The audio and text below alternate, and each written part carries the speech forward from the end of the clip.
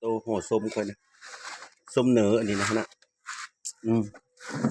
งามอยู่เป็นนักสู้ขนาดชาติในอื่นดีกว่าเนอะเยอะแล้วเคยเยอะแล้วนะนี่ส้มส้มเนื้อหมูจ้านี่ไม่เป็นระเบียบนะจ้านี่มันซ้ำใจอืม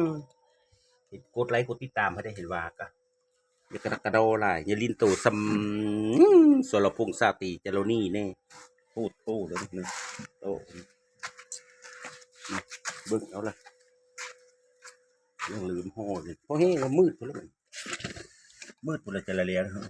มันเป็นยังเนื้อหมูโอ้ชมผู้ไทย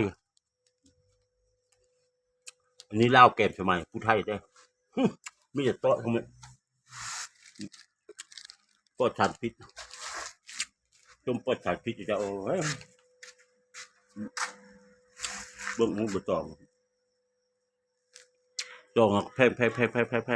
ขุมือจองห้องถ้าบาดจะเขาใครโอ้ส้มก็ไม่ได้ห่อเบอร์ตองแล้วทุกคน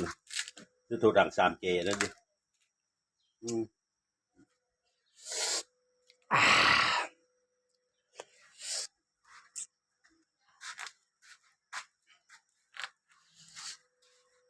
โอ้ยกินส้ม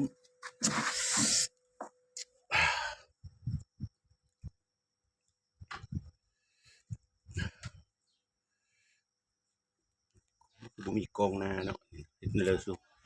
กูเห็นมีคือ